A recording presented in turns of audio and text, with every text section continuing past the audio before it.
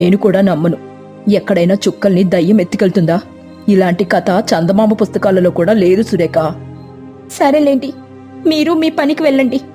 జాగ్రత్తగా పని చేసుకుని చీకటి పడేలోపు ఇంటికొచ్చేయండి అని చెప్పగానే గోపాల్ ఏం మాట్లాడకుండా అక్కడి నుండి పనికెళ్ళిపోతాడు. సురేఖ మాత్రం తన బాధను అర్థం చేసుకుంటాడని ఆంజనేయ స్వామికి చెప్తుంది. స్వామి ఆంజనేయ, అందరిలాగా నువ్వు నా మాటను తీసి పారేయకు తండ్రి. ఆకాశంలో ఒక దయ్యం చుక్కల్నెత్తుకెళ్ళిపోయింది.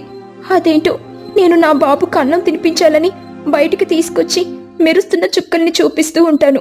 అప్పుడు ఒక దయ్యం నడుచుకుంటూ ఒక చుక్కను పట్టుకుని అక్కడి నుంచి వెళ్ళిపోతుంది స్వామి అని చెప్పగానే దేవుడి ఫోటో దగ్గర ఒక మెరుపు మెరుస్తుంది. అప్పుడు దేవుడి వాయిస్ ఇలా వస్తుంది. చూడు తల్లి, నువ్వు చెప్పేది నేను నమ్ముతాను. ఎందుకంటే నువ్వు నా భక్తురాలివి కాబట్టి.